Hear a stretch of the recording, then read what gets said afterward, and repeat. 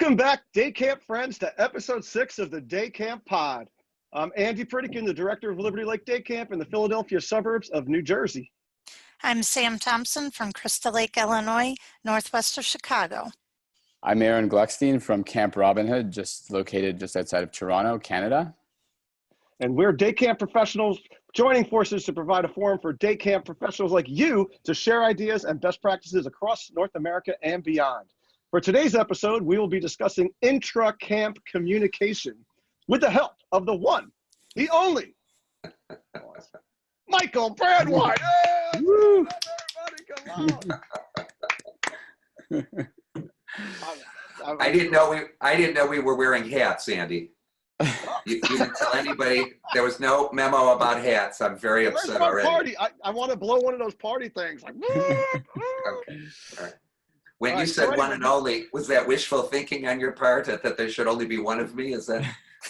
Oh, you kidding? You kidding? You're a national treasure, Michael. I was thinking more like when they introduced the football players and the guy goes, the Ohio State University. I was thinking like the Michael Brandwein. Like you need a the in front of it. You're very kind. Although when most of my colleagues say Michael Brandwein, they usually say Michael and then something in the middle and Brandwein, just to like emphasize it. You know? Wait a minute. What do you mean something in the middle? What kind of word are you talking? Like freaking Michael. Freaking Oh, okay. Brandwein. Like, you know? All right. I'm glad that was the word. That is definitely the word. So because we've been very careful so far, haven't we, Sam and Aaron? Surprisingly so, because those people who know me off the pod know that it's hard for me. It's my mom. It's all my mom's truck driver influence. But anyway, it's definitely her. So I want to say that today's podcast is brought to you by CRS, Commercial Recreation Specialists, the fine purveyors of the best waterfront, and splash pad products in the world. Check out their website at crs4rec.com. CRS is serious about fun. And this Go Camp Pro podcast is also sponsored in part by the American Camp Association, New York and New Jersey, dedicated to preserving, promoting, and enhancing the quality of the summer camp experience. Their professional development includes the one and only, another pause, Tri-State Camp Conference, as well as many other conferences that can be found at aca-nynj.org. All right, intra-camp communication. So to start this off, I have to tell you about a conversation that I had this summer. It was, because we day camp folks, we can go home on the weekends, right? So there I was at like 11 in the morning on a Saturday, waking up, and my cell phone rings and it says Chris Thurber, which is a very weird phone call to get in the middle of summer on a weekend. And Chris calls me and says, Andy, I'm doing some consulting work for a day camp, and I stumbled upon this thing, I'm asking them how they communicate, what they do, like, how the day works and what's going on, and, just intra-camp communication. And they really don't do it. And when I ask them why, they give me reasons like, well, there's no time in the day and the logistics and this, and you don't understand, we're a day camp and all this kind of stuff. And he goes like, my mind is blown. Like, I don't get it. And I just want to talk to someone with experience like you, like, tell me, like, is this normal? And unfortunately, I see Michael nodding his head. Yes, it unfortunately is normal at most day camps. Now, we, sitting in this little virtual room here are not the most day camps, and I know we probably do some other things, but it has been a frustrating thing for me to hear when I visit camps, and even in my camp experiences before I started my own, there was a whole lot of, well, this is how we've always done it kind of thing. And yes, it really stinks. And well, we just make the best of it kind of attitude, to the point where, I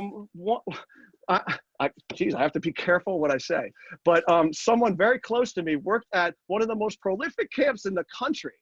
And after his experience there, the number one question I had to him was, how do they get information out to everyone in that camp? I mean, there's got to be 500 staff people at this camp. How do they do it?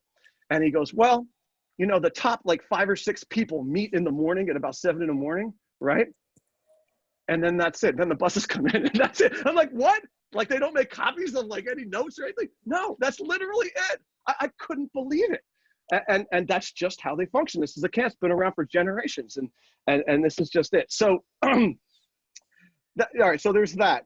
So I started working at day camp in the 90s with the great Skip Vickness, who ran Harbor Hills Day Camp. And I was lucky enough to be on the leadership team. And, you know, he tried really hard to put some things in to the day, some intentional things.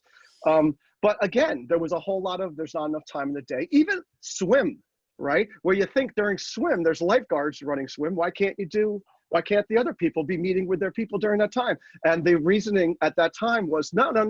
The counselors need to be watching the pool. We have to have extra people watching the pool. I don't want them having meetings and stuff like that. Well, what about before camp? Well, the buses are coming in. Well, what about after camp? Well, people got to go to their next jobs, right?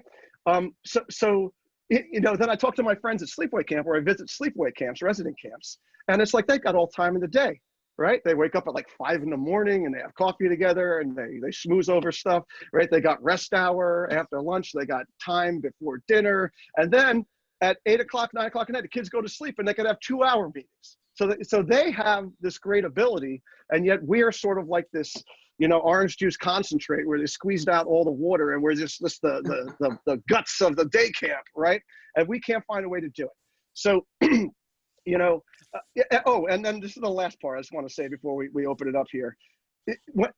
I give my staff every year in the middle of camp, I give them reverse, you know, surveys, like how are we doing, right? And I've been doing this now for 25 years at the various camps I've been at. And what is the number one feedback that we get from pretty much every single staff person for 25 years, even though I've made this a priority in my life? Not enough communication. I wish we knew what was going on. I wish that my supervisor, blah, blah, blah, blah. It's all about communication, right? And in day camps, unfortunately, it's all about excuses. So I'm going to get to what I do at Liberty Lake a little bit later, but I want to hear what Michael has to say, and then I want to hear from Sam and Ehren what you guys do at your camps. So go ahead, Michael.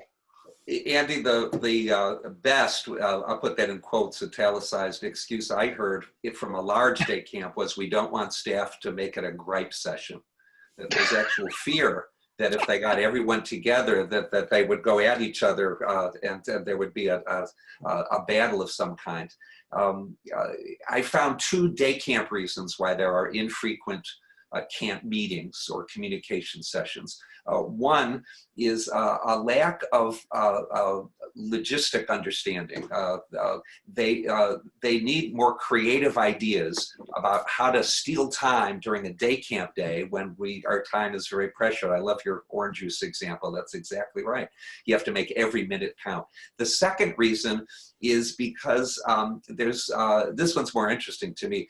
There's an underappreciation of the purpose, or we could say the goals of these camp meetings, because they're not to spread information.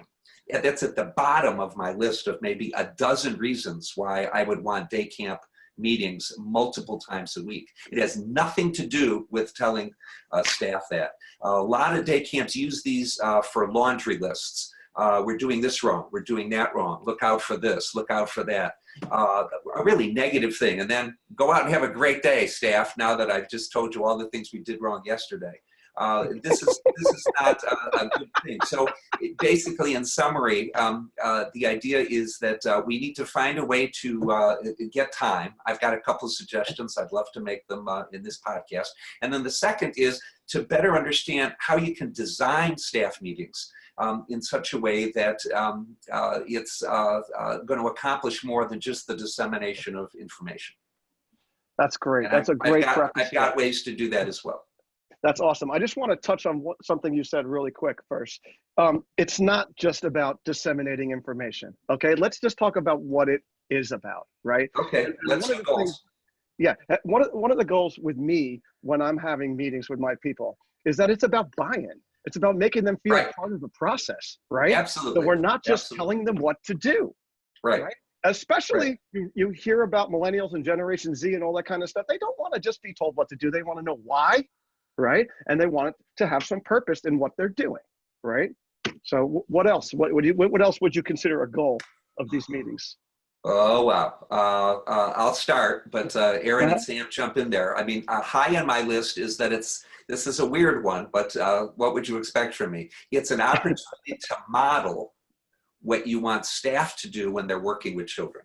Staff meetings should be organized, they should be crisp, They should be creative. They should have a great beginning, a ritual ending, and they should have elements that we want to use to show staff how to get up in front of a group of people. So when we're leading it, unfortunately, this isn't a happy thought, because it just presenting something in a meeting is challenging enough. But we have to look at how we do it to meet what I think the three of you know is what I call my PDP principle, which is pass down principle. And the pass down principle says that when we're training, we trickle down. The way we train our staff is the way we want them to teach kids. So it's not just what we train, but how we train. And I apply my PDP, the pass down principle, to staff meetings. The way we run a staff meeting, even if it's only 3.5 minutes long, is exactly what we want them to do when they start teaching arts and crafts.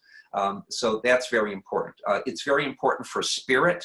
It's very important to establish culture. It's very important to establish professionalism, because the way you run the meeting, and if it's crisp and it's organized, and if you know exactly what to do when 4 staff are talking in the back of the room or in the back of the field when you're having the staff meeting, we should talk about that for a couple of minutes in this podcast too. That it helps them understand the kind of professionalism they're supposed to have. So all of these goals, plus probably 8 more, are wonderful opportunities to use this as a way of bringing staff to an even higher level of performance. That's really awesome. You brought up a great point about modeling the professionalism and the culture, and to have the ritualistic beginnings and endings and all that kind of thing. So, I met Michael initially because I was a program chair of Tri-State way long ago, and Michael was one of the big speakers there. And I asked Michael, and he did one year, he gave a session on how to give a session, on how to actually give a presentation. And it was amazingly golden. It was wonderful. And my point is that just because somebody is a quote unquote camp director doesn't mean they know how to speak in front of a large group of people. Doesn't know they mean how to run a meeting, right? So all these things that we're talking about, these are not things we can take for granted that our people can do, right? Not every camp has the luxury of being with 50 kids and that's the whole camp, and then the camp director, most camps are broken up into subsections, and these other people have to do this. And some of those things that you mentioned, those are trainable things. Those are not things that come naturally necessarily. Yeah, and I just want to add for 20 seconds that if you're listening to this podcast, thank you. And if you're worried, I've got enough to do, this is going to be really hard, please understand, this is just my opinion, but one of my biggest things that you can do is not be the person in front.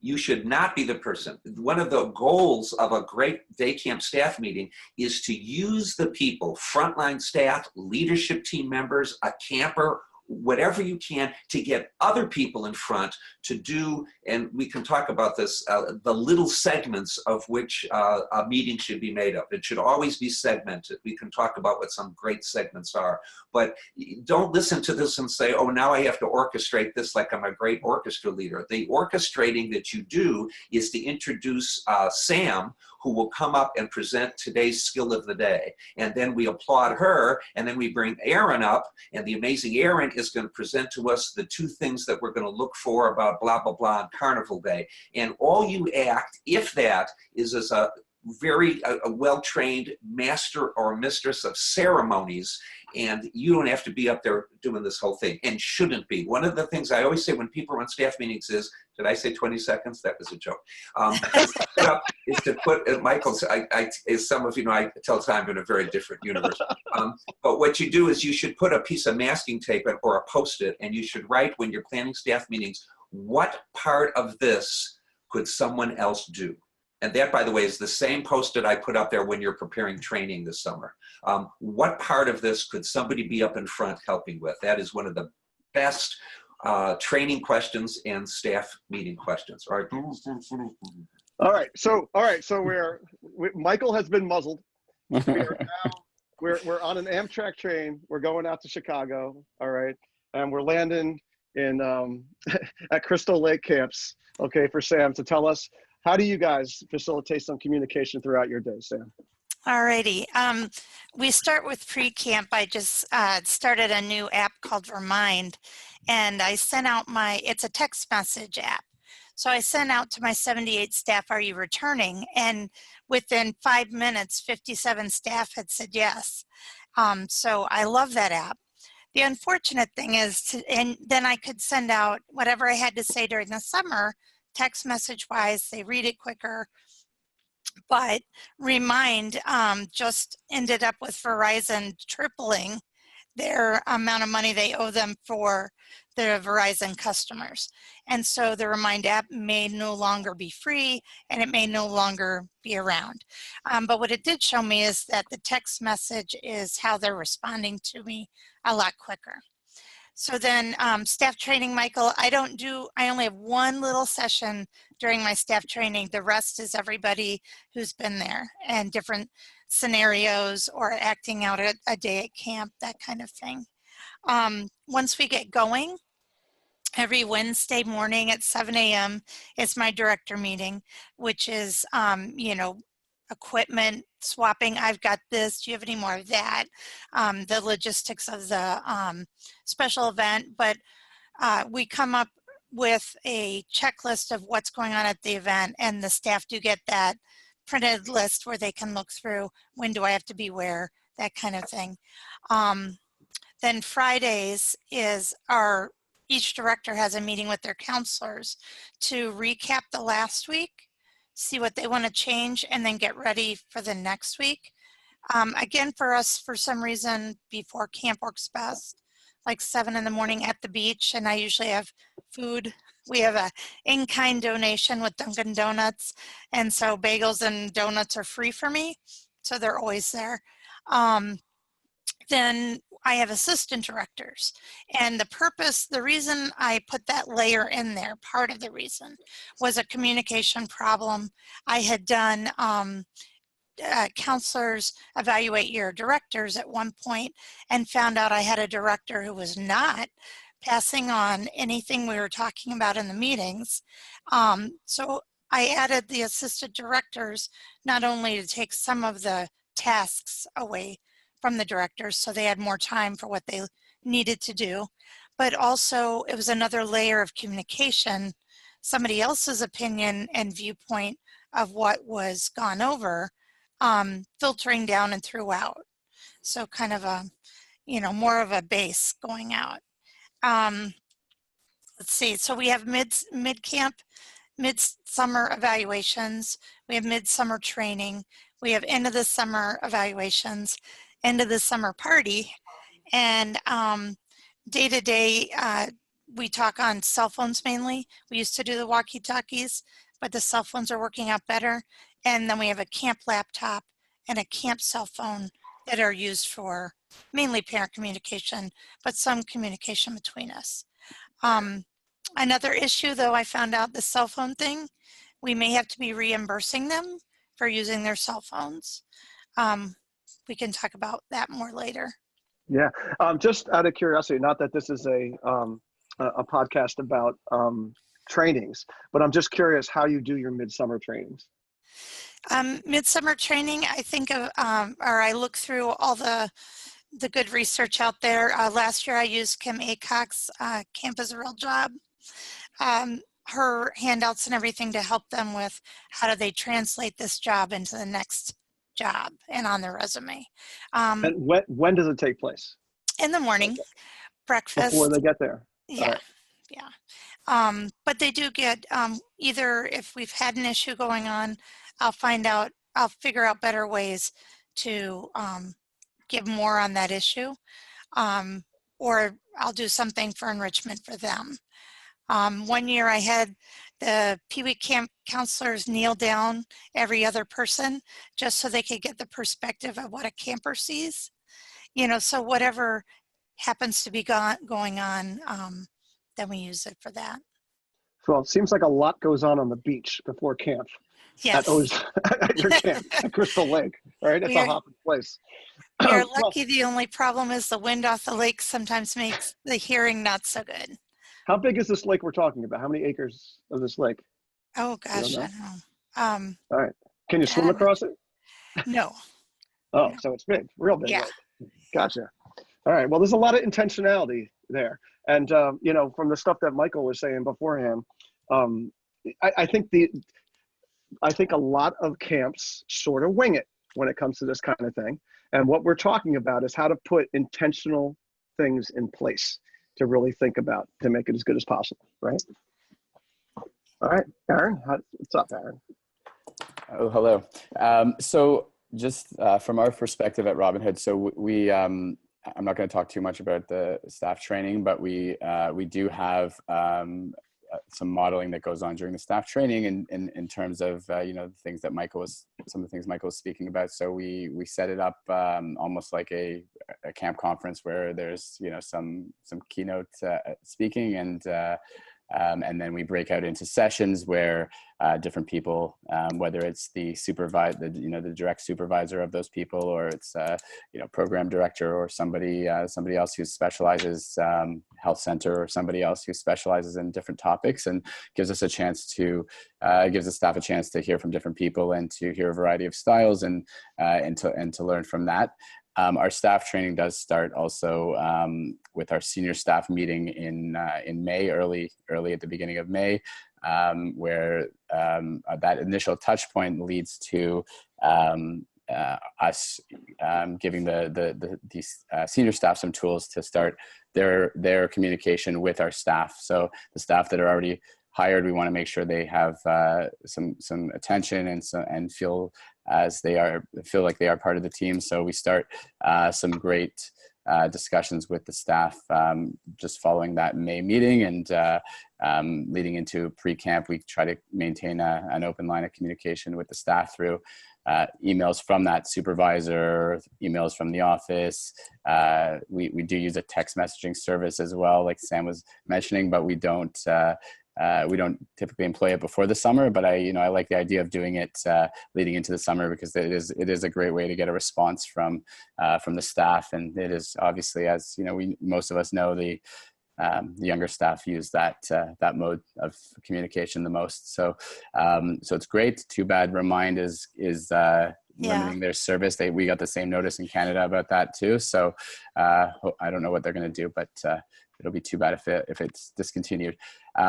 So just to give you a little bit of an idea of Robin Hood, we have a fairly large camp. So there's a structure that we have of a director team, a leadership team that consists of directors and some people that are leads in different areas of camp, whether it's food service, maintenance, different areas like that, office, and then we have our senior staff. Those are people who are who oversee our sections mostly, and some of our specialty areas.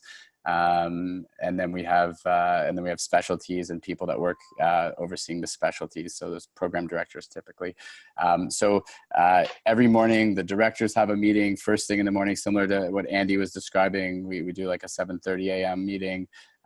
We then go into a senior staff meeting where about 40 to 50 people on our team are part of that senior staff meeting. We have some fun. We get pumped up for the day. We talk about different things that are important, and one of the goals is that that team that's in that meeting can then trickle down the information to the rest of the staff. So there's somebody in that meeting that works directly with each area of camp, and they're going to have. We always ensure that they have time to meet with the people in their area at some point.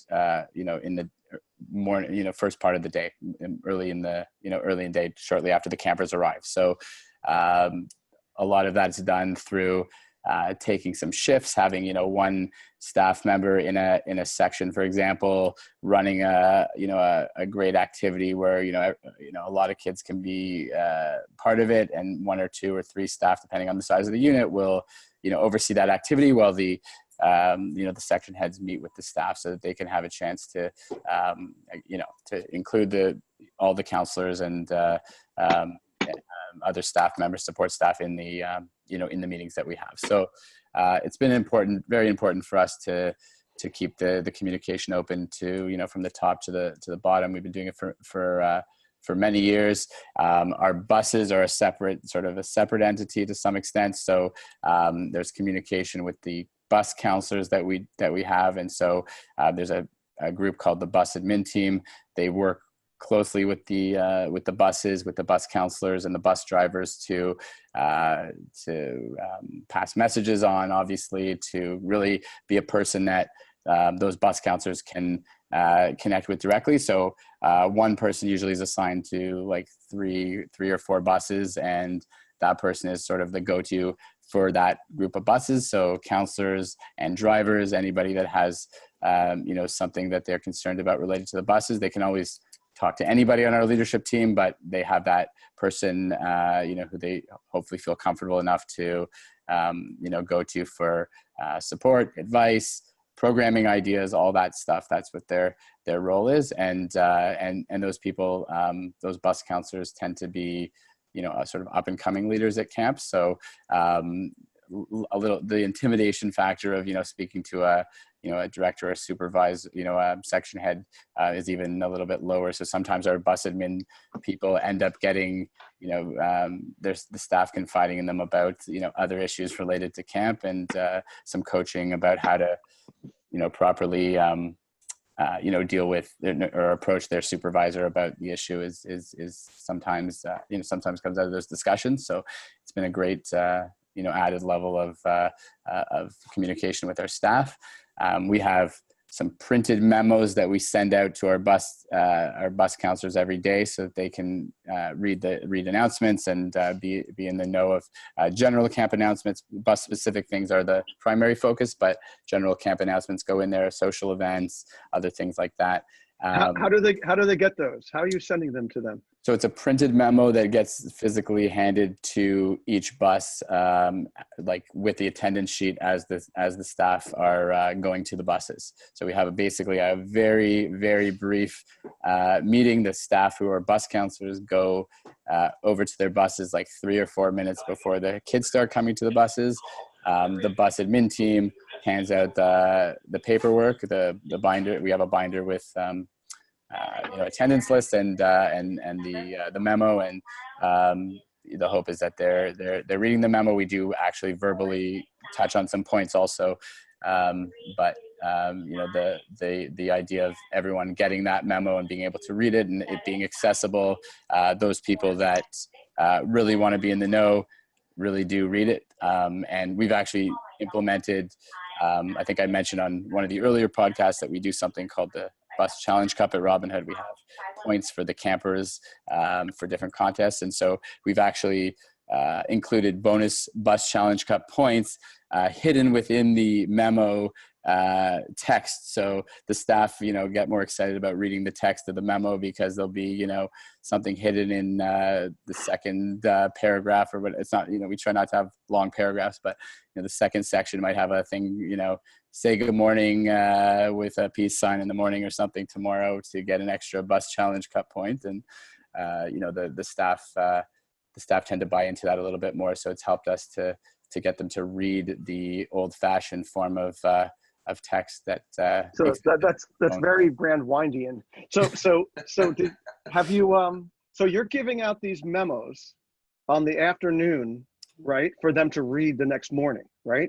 For them to read either as they're, if they're the bus counselors that are at the bus before the kids get there, then we're hoping that they read it then, or they have a chance they take the binder home. They have a chance to read it at home.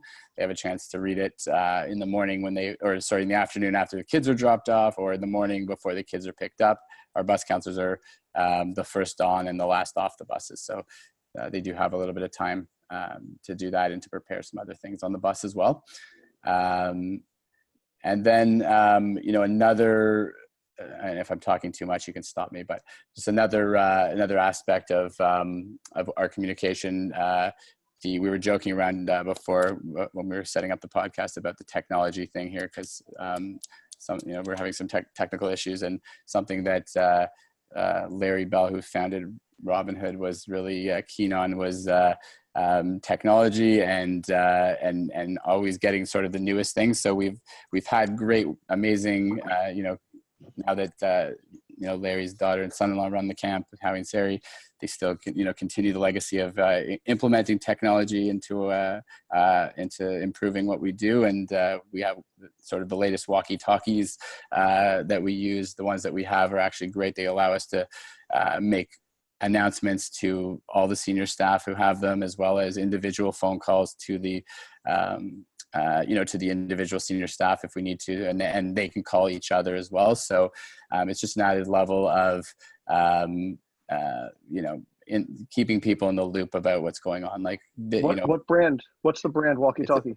It's a Motorola walkie-talkie. It's I think it's something 610, I think, is the model number. I can get that for you if you want, but it's what do they cost? Like $500 each? Well, I'm sure you can buy. We bought them new like 5 years ago, so I'm sure now you can probably pick up a used set for not very much money, but they still work great. We don't need to, it's been a great investment. Prior to that, we had some crazy things going on with like everyone having a cell phone and us paying the phone bills for the summer, and it was a little bit out of control. So this was a great technology that allowed us to have one-on-one communication and still not pay a cell phone bill for each of the 50 people that have them. So it's been great. I do want the model number since I'm running into that now. My other question for both of you, with my parent communication, they get e-newsletters and they're on RAIN Outline. I make my counselors also get both so that if parents are asking them questions, they have the correct answers. Do you guys have some version of that as well? Or is there a better way to do that? I just want them to be prepared for those questions from parents. Ehren, you guys are the bus mavens. Go ahead. Yeah, I mean, for us, our primary, as I'm sure for most camps is the case, like email is our primary form of communication. So we're using the Camp Brain, which is the software we use. We use auto emailing from there to all the staff, and we usually include to all the camper families, and we usually include the staff when we send that out. We also use MailChimp for mass emails, newsletters specifically, but other mass emails we usually send them through MailChimp if we don't do it through the Camp Brain software. So we're usually including, whether the staff read it or not is probably about 50% of them do and 50% of them don't, but at least they, we say to them and assume that they're reading it and say to them, this information is being shared so that you can be on the same page as us when it comes to talking to parents about what's going on. But morning announcements, like things that are last minute changes where we would send an email to a parent, that's usually going out through the text messaging directly to the bus counselors typically, because everyone else will be at camp before the bus counselors, and we can communicate the information directly verbally to them. And what software were you using to text the counselors on the buses? So it was the same one that Sam mentioned. Remind, yeah. So it's going to be a bit of an issue if it's just so you know, I'm trying to negotiate with them right now because I don't think that camps should pay the same rate that schools pay, being that we only use them for 8-9 weeks or whatever, and because they were charging us a per person charge, they want to charge. I think it should be based on our time. I find it interesting that both Sam and Ehren, you guys both mentioned cell phones at your camp with the staff being involved with them. My camp is 100% technology free. Like cell phones are taboo, like you get fired kind of thing, right? And but there's been there's no doubt that it is efficient. And I know that Ross Coleman over at Coleman Camp was telling me how his unit leaders now all have iPads because it's just so much. I mean, I go through a lot of paper. I mean, I probably am cutting down acres of the Amazon every summer because of my no technology thing, right? But so Ross was telling me that his unit leaders are outside. A call comes into the office that little Johnny's getting picked up early, and they shoot that person a message that pops up on their on their iPad or whatever it is. It's probably not an iPad, but whatever, their tablet. And you can't get more efficient than that. That's pretty cool. But I do run into this philosophical thing of the kids seeing the screens and the phones and all that stuff out there.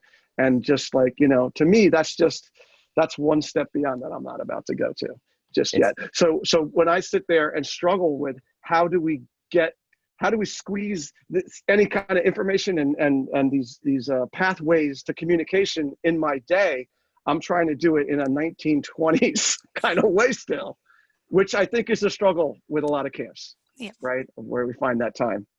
Yeah, I think like for us, we have a similar philosophy in terms of trying to keep the cell phones out of camp specifically, but because of the bus and the complexities of calling bus counselors, we used to use the bus company radios to get in touch with the buses, and then the bus driver, if they hear the radio, then they would talk to the bus counselor. If they didn't hear the radio, which was 50% of the time, then we would have trouble getting the message across. So we started, we started really by saying one bus counselor is going to be responsible for bringing their phone and using their phone for emergency purposes only. But it's very hard to keep it to that one bus counselor. We have 2 or 3 on a bus. So we've ended up really communicating with any of the 3 bus counselors if we need to get in touch with them, call them and they answer. The text that they get in the morning, they're going to have their phone with them. And when we get to camp, the hope is that they're putting their technology away like we expect. And, but they do turn up, you see them. Right. And for more on that, you can go to podcast episode 3, JCamp Pod episode 3, where Matt Kaufman from Ramacoy was talking about his bus captains texting the parents, which is really an interesting one. All right, so really quick about Liberty Lake before I throw it back to Michael. So we have the director's talk at about 7 in the morning. I create a morning agenda sheet for most mornings that goes to my leadership team of about 30 people. We have a leadership team meeting at 8 a.m. every single morning. So that is like my core people, and we're going through the nuts and bolts of things for the day. And particularly at our camp, we do special events every day. So a lot of it is based on that and the expectations of what they're going to have with that. And like Michael's saying, we are modeling. So we're hoping that this kind of conversation is going to happen between the people in that room and then their people later on in that day, right? At 8:25, I meet outside on Mondays and Fridays with my adult staff. So again, I'm lucky. I started my camp. So I was able to create a situation where I feel that communication is important. So I have built it into my day. So when camps tell me that they can't do it because there's no time in the day, I ask them about other policies that they have and other things that they do that they find important. And guess what? They figure out a way to do it. So I'm just telling my friends out there in podcast land, if you want to have good communication at your camp, you can. You just have to make it a priority, all right? Do you have a policy that your kids can't be alone with a counselor, right? Well, obviously you make that work, right? So you can make difficult things work at your camp. So anyway, on Tuesdays and Wednesdays and Thursdays, the middle management people, they meet with their people and have their own meeting at 8:25 before the buses come in. So they can use that time to communicate what happened in the leadership meeting, or they could talk about, things, trainable kind of stuff that they want to improve their staff and all. They could just have conversations with them. When the buses roll in at about 8:45, we have divisional meeting places. And, the people that get screwed out of most communication in most camps is the high school kids, especially if they're on buses. Right? They're sort of left as an afterthought. So what we try to do is put in some intentionality for that, so that when the kids are arriving and when they're having a morning assembly, that one of the administrators is meeting with the high school kids at that time and giving them a briefing of what they missed because they were on the buses, right? And if it can't happen then, hopefully it happens at swim. So swim time to me is if you have 2 swims or even 1, those are great times. They should not be lost times. At a day camp where time is such a priority, like we have so little of it, I mean, if they're sitting around a swim for a half hour, that is a great time. We've used it for trainings. We've literally put, half a division together, because if the lifeguards are watching the kids at that time, that's a great time to be giving our people some communication skills and some whatever best practices. So in the afternoon, before my top staff leave, they have to check in with me. And this is something I got back from Skip when I used to work with him. So they check in with me and they just tell me anything out of the ordinary, anything that I should know. I don't really care if Johnny ate his dessert or not, but I do care about if Johnny's mother calls me at 5 o'clock and is going to tell me stuff. I want a heads up on that kind of thing. So any really good highlights, or unfortunately any really bad highlights, I want to know before people leave, right? And of course we do check-ins weeks 3 and 7 with the staff and all. And then after hours, you know, between the texting and the Camp Minder, you know, and the group me message groups, and we have a Facebook group for all the for the current staff. We just try to keep it going as much as possible. And yet with all these things in there, we still struggle.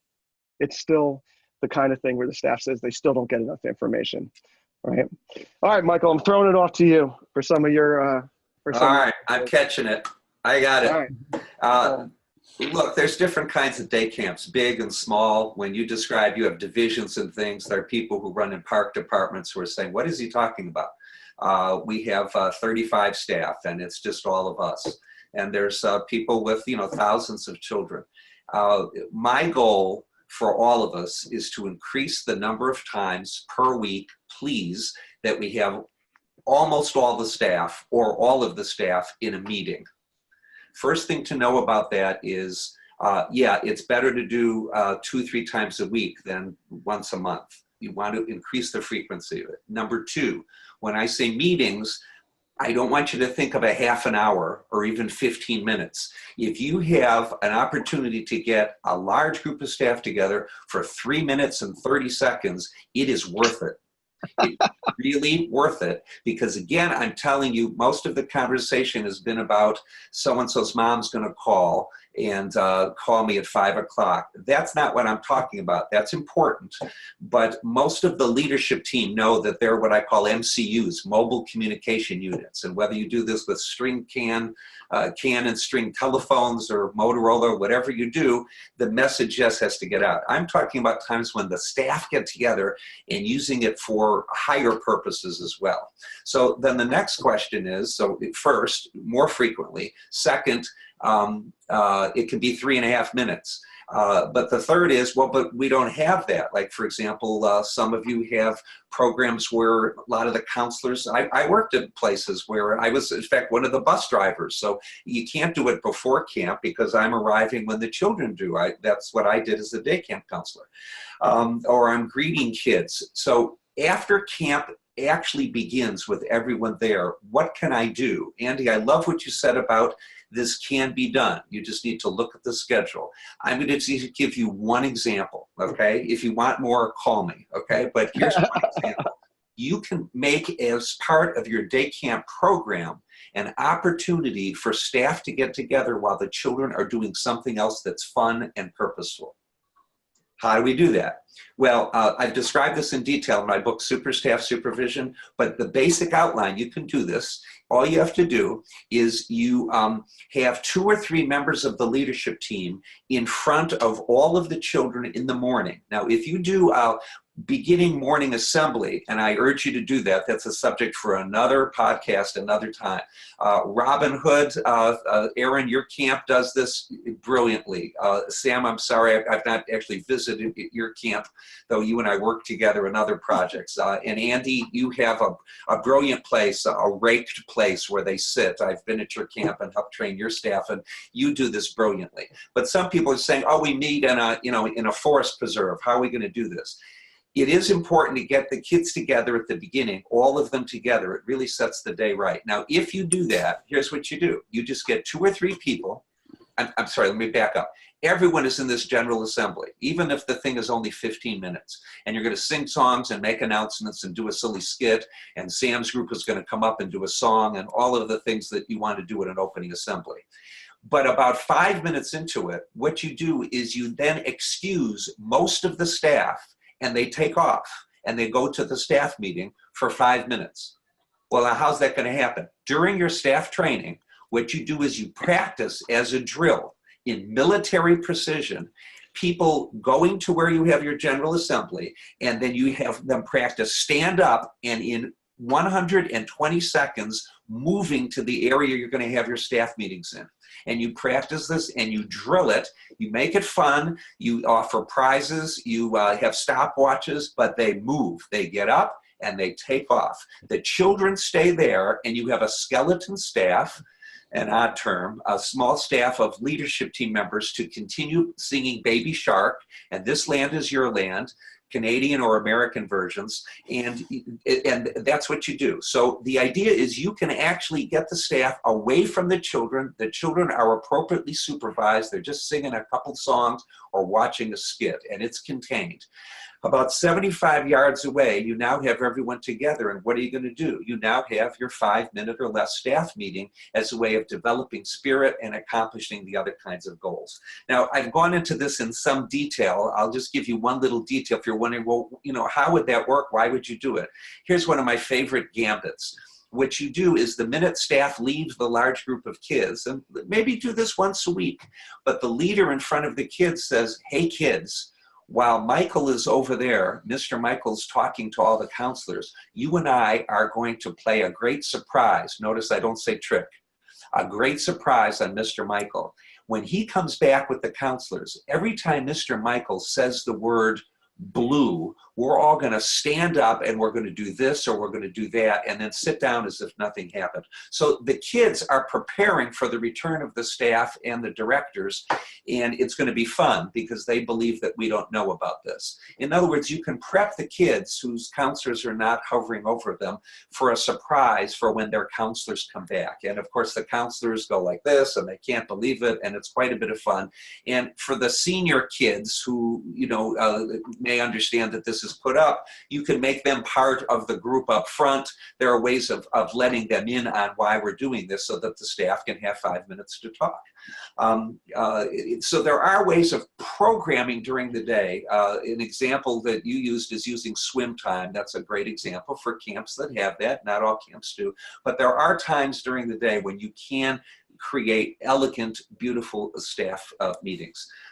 The other thing I promised to say, is it all right if I do both at one time, Andy? Is this okay? Absolutely. Okay, all right. The other thing you can do is staff meetings, I believe, again, it's just my opinion, but divide it like a variety show on television into segments. Here are a couple suggestions from a whole workshop I do for an hour and 15 minutes on this. What you do is you have, for sure, a ritual opening and closing that's the same form every time you do a staff meeting. Now, you also, by the way, can do this if you have meetings of your leadership team. If you don't want to get or can't get, you can do this with any meeting of any kind of group, program people, whatever. What would a ritual opening be? Well, a ritual opening would be something like this. You start every staff meeting of any kind by saying good morning or good afternoon. They do the Michael Brandwein thing of responding with your name. So when Andy says good morning, everybody, everyone says good morning, Andy. That's a very important thing. And then as a ritual, Andy always begins the staff meeting by saying, for example, I would have him say, who's got the power? And everyone shouts back, we do.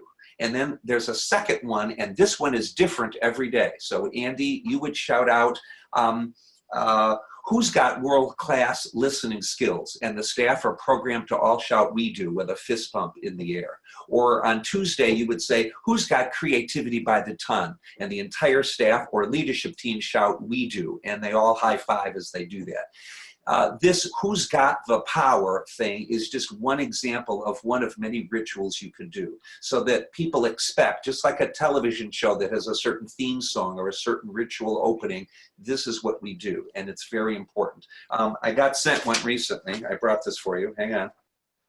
Here's one from an agency camp that went to my workshop. She said, we took that and we do, one of theirs this summer was, who starts cookout day fires that rival the sun?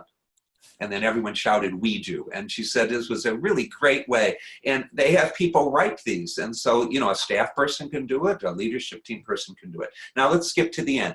The end should always be some kind of closing ritual. Like, for example, everyone, like a sports team, putting their hands on each other's shoulders. And you can say things like,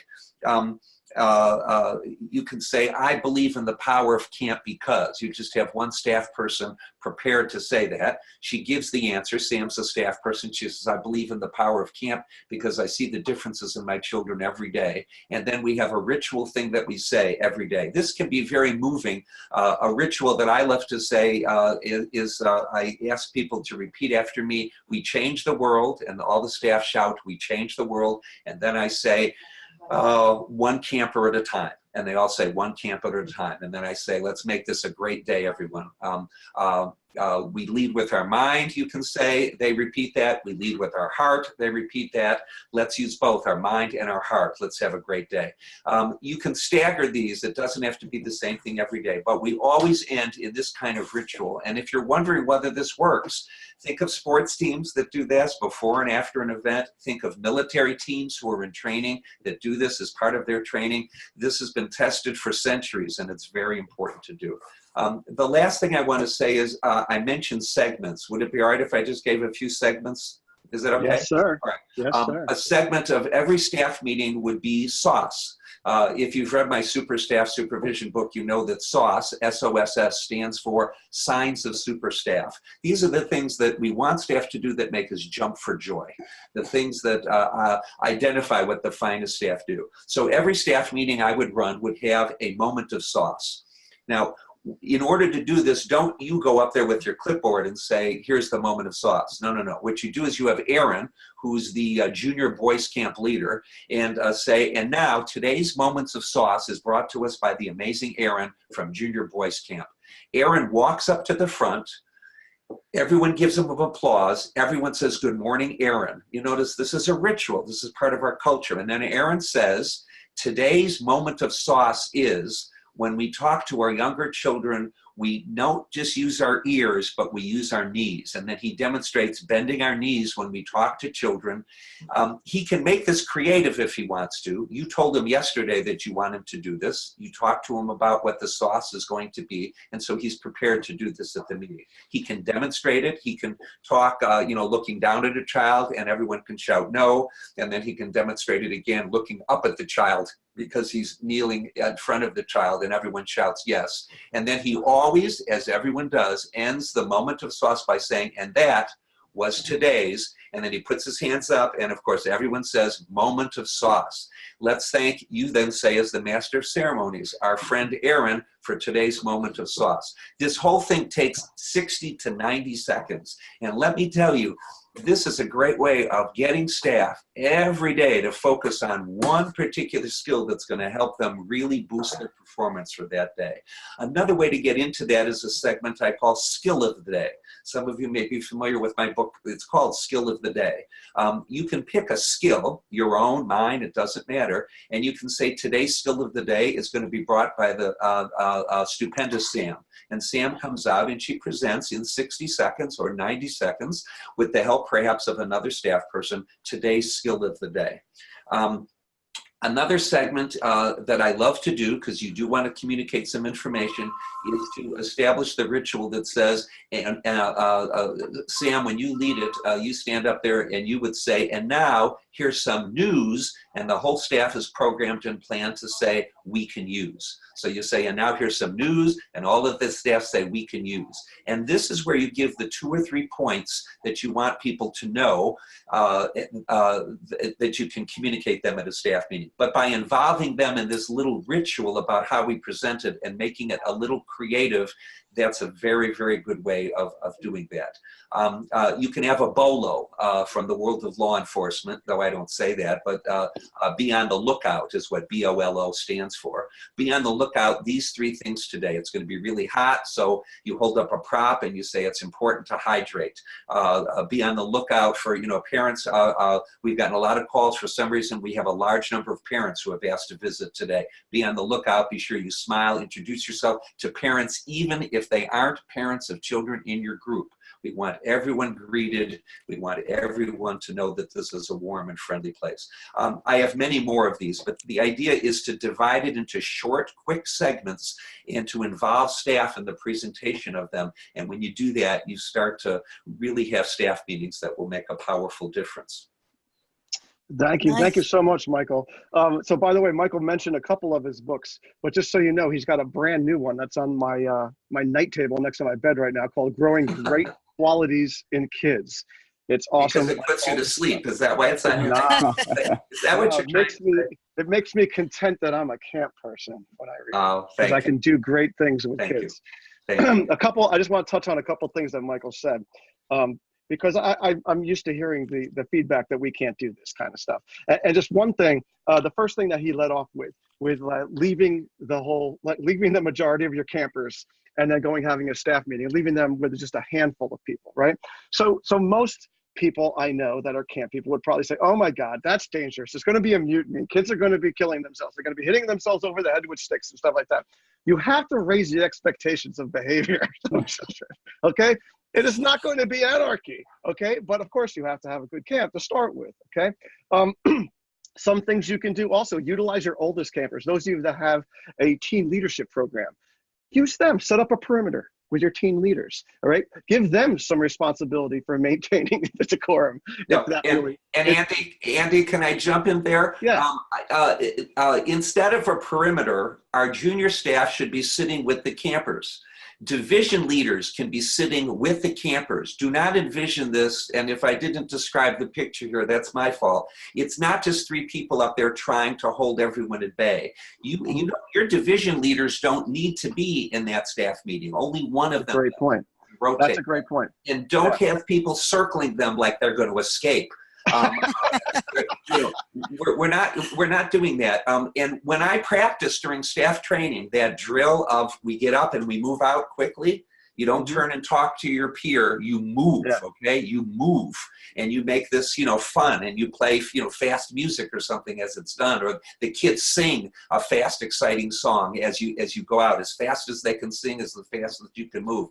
Can we play the Benny Hill theme? Can we play yes, you can. Yes, as long as you've got the copyrights. Yes, you can. And then what you do is you have your junior staff are there. This is a great moment to train CITs, LITs. The LIT director is there at that moment. Watching their staff watch the kids. And if it's too scary to do everyone at once, you can always do this just with senior division girls or junior division girls, and you can have a few of these meetings during the time. Thanks for letting me interrupt, but you're right. We want to get over those obstacles that people sometimes when people are so worried, and that's a day camp issue. You know, at resident camp, it's not so much of an issue. Why? Because the kids don't go home every day and exaggerate what happened at camp that day. And day camp people we live in this worry of the crazy mom, right? And we need to hold the power. Okay, we really do. The other thing I just wanted to touch on is a lot of the stuff that Michael was talking, the call and response kind of stuff, the beginning and end of meetings and stuff like that. And this is stuff like he said, you can model with your people for them to then do with the kids, right? Some of this does come off as a little hokey, right? Hokey works at day camp, plain and simple. This is like one of the last little bastion. No, kids love it. That's my point, Michael. Yes, kids love it. But your cool staff, they may at first show a little resistance because they didn't go to camp themselves. Maybe they don't get it. I don't understand. What's this baby shark thing? It seems really stupid, right? But yet kids just embrace this stuff like there's no tomorrow. It's like candy for them. They want it, right? So to me, the hokier the better. It works at camp. It just does. Andy, at a workshop at which I first presented a couple of these ideas, this goes back to decades. Somebody stuck a hand up and they said, my senior staff aren't going to, put their arms around. They're not going to do that. And I looked that guy right in the eye and I said, excuse me, one of my favorite clients is the United States Army. And I had the honor, Ehren, H-O-N-O-U-R, that's the Canadian spelling. I had the honor of training people who train at the John F. Kennedy Special Operations and Warfare School. These are the toughest dudes and dudesses on planet Earth. And if you watch how they train Delta Force and Army Rangers and how they do their hoo-has and how they do their wah-has and how they do call and response when they're marching and when they're getting ready for very difficult things, this is not baby stuff. And anyone who says that it is, needs to take a step back and to realize what's the purpose of this and how can we use this in a way that isn't condescending, but instead is a way of saying, I'm part and proud of a staff team. Yeah, I agree 100%. All right, so we're gonna finish up with our day camp program tips of the week. We're running a little long because, you know, we got Michael Brandwein with us and he's awesome information. You know, we are not cutting off this man. But so we're going to keep it to just a minute or two each, all right? The day camp program tip of the week are ideas like activities, special events that could be used for this summer at minimal cost. And it is brought to you by our friends at AM Skyer, the leading insurance broker for the finest camps of America for over 100 years now. AM Skyer has been a strategic partner with summer camps ready to support any needs arising in PR, legal issues, health, facility, and more. Experience the AM Skyer difference. And just so you know, AM Skyer, they subsidize pretty much every professional development conference and gathering that we have in ACA, New York, and New Jersey. They really, really do put their money where their mouth is with us. So anyway, what I wanted to talk about was, you know, we're talking about hokey things, that typical campy things. Well, you can't get more typical campy. I'm sure there's plenty of black and white pictures of camps from 100 years ago doing tug of war, right? So we do tug of war every single year as part of our camp. And every year we do it with a different meeting. We have done it in chocolate pudding. We have done it in vanilla pudding. We have done it in Jello. Jello, lots of different colors. Jello makes for great photographs for your PR. All right. And then one year it rained really hard the night before, and we did it in a legitimate mud pit. And the kids could not have been more fun. So the kids covered. Just imagine children completely covered in whatever it is that you put it in the middle, right? But in the end, it ends up getting everywhere. But it's generally like if you lose, you go flying into it kind of thing. And of course, what ends up happening is the winners tend to jump into it anyway. And we do it divisionally, right? So you have all the third and fourth graders, and we do a boys divisional one, and we do a girls divisional one, and then we have a boys and girls go at it at the end against each other. And I will tell you that up until like 7th or 8th grade, the girls generally win, just so you know. So it's great. It's a big team building kind of experience. Yes, it's a little medieval and a little cavemanish. There's no doubt about it, but they really, really love it. All right. Tossing it to you, Sam. Okay, so mine is Fun Yaks, and they're basically built for kindergarten through 2nd grade. They're built with the same stuff as Little Tykes, so they're indestructible, they're lightweight, and each little child can be on there with their life jacket on and staff in the water, kayaking around the shallower water. You can also do it in a pool. And they're easy to carry around, they're easy to store, and they last forever. The kids love them. Excellent, excellent. You know, CRS sells a thing called the Power Paddler, which is also a kind of thing you can put little kids in by themselves and not worry about it. But I have bought Fun Yaks also, and they are awesome. All right, Ehren. Sam, excuse me. Why are you not filling the pool with Jello? Then you could has a lake. He's got Crystal Lake. If they'd only let me. She's got Crystal Lake. It's like the size of Lake Superior. She can't do. It's not too much Jello. So for us, I think based on our intra-camp communication theme, and the fact that we were talking about buy-in of staff to the cheesy sing songs and stuff like that. I think that this I stole from something I saw from Chris Thurber and Scott Arizella at one of the Tri-State conferences a few years ago. They did this thing called I don't know what they called it at the time. I think I called it Music Clump. And so basically this is like first day of pre-camp, something that we've done the past few years, and the staff are like asking for it every year. So we can keep doing it because of that. Basically dividing the staff into a few different areas. It could be 4 corners of the room. If it's indoors, outside, you can have 5, 6 areas. And they clump together, huddle together. We call out a word, and they have to come up with as many songs as they can with that word in it. And so the reason they come up with more than one is because we go around randomly. We choose one group to start it off. They have to sing the song until everyone gets a sense of, you know, what song it is. Great, you got it. We go on to the next group, again picking them randomly, and so you got to have a couple in the back pocket in case the first group goes. But you know, this is a great way to just you know, build some great cohesion and have people laughing and singing together, even those that don't you know, don't like that cheesiness. They get on board very quickly. Well, which makes it more important to do that kind of thing during staff training, to sort of set up the culture. That's what you want, you know, your expectation. And part of our tradition at Robin Hood is we sing a cheesy song at the end of every mass gathering flagpole that we do. So we want them to get, you know, to buy into that right away. Nice. All right. Well, we are going to close it out now. I want to thank Michael Brandwein for coming on. Thank you. Give him a hand, everybody. Great to be here. Michael, you were made for podcasting. You know, I listened to the podcast you did with the ACA like a couple months ago. It was also excellent.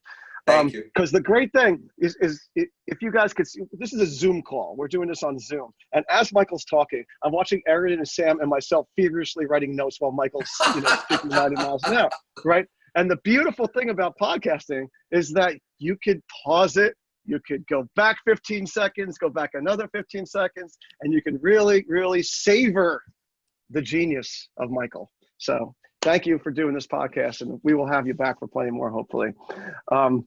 I also want to thank our executive producer, the Camp Maverick himself, Mr. Gove Camp Pro, Travis Allison, who we are flying solo without him, and I think we made it. Hopefully, if this thing gets up, then that means we made it. All right.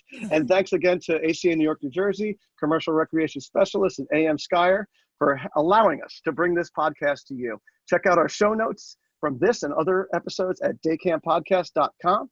Feel free to send us some feedback and some new ideas for future pods. We're all ears. And if you don't want to miss an episode of Day Camp Pod, subscribe to us on iTunes or wherever else you get your podcasts. And don't forget to show your Day Camp brethren some digital love by giving us some nice ratings and reviews. We'll be back real soon with our next Day Camp topic. We'll see what it is. Guys, I tell you, I was at a camp fair yesterday, or 2 days ago, and we were talking about visiting, Day Camp visiting. So I definitely am going to bump that up into one of our things, because so many camps do it in so many different ways, and so many of them hate it. And they really want to do it better. And we got to come up with some good ideas for that. So anyway, thanks for listening. Thanks again, Michael. This has been the Day Camp Pod. Ehren, wrap it up.